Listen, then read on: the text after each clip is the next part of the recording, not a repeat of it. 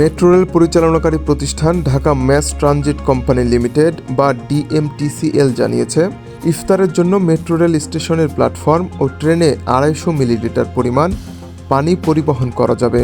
DMTCL এর MRT line 6-এর উপপ্রকল্প পরিচালক মোহাম্মদ আহসানুল্লাহ শরীফীর গত 27 ফেব্রুয়ারি স্বাক্ষরিত পবিত্র রমজান মাস উপলক্ষে মেট্রো রেল চলাচলের সময়সূচিতে এ তথ্য জানানো হয়। সেখানে বলা হয়, পবিত্র রমজানের সময় ইফতারে পানি পান করার জন্য প্রত্যেক যাত্রী মেট্রো ট্রেন ও স্টেশন এলাকায় শুধুমাত্র 250 মিলিলিটার পানির বোতল বহন করতে পারবেন। তবে পানি যেন পড়ে না যায় সে বিষয়ে সতর্কতাও অবলম্বন করতে হবে।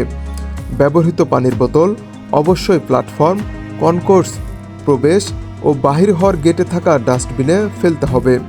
আরও বলা হয়, কোনো অবস্থাতেই প্ল্যাটফর্ম, কনকোর্স ও মেট্রো ট্রেনের ভেতর অন্য কোনো খাবার গ্রহণ করা যাবে না।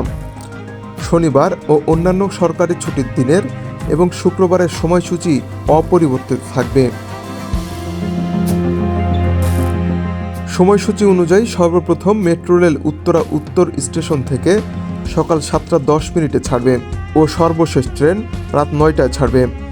অন্যদিকে মতিঝিল থেকে সর্বপ্রথম ট্রেন সকাল 7:30টায় এবং সর্বশেষ ট্রেন রাত 9:40 ছাড়বে। এই সময়সূচি অনুযায়ী পুরো রমজান মাস অর্থাৎ ঈদ উল ফিতরের আগের দিন পর্যন্ত চলবে বলে জানিয়েছে ডিএমটিসিএল।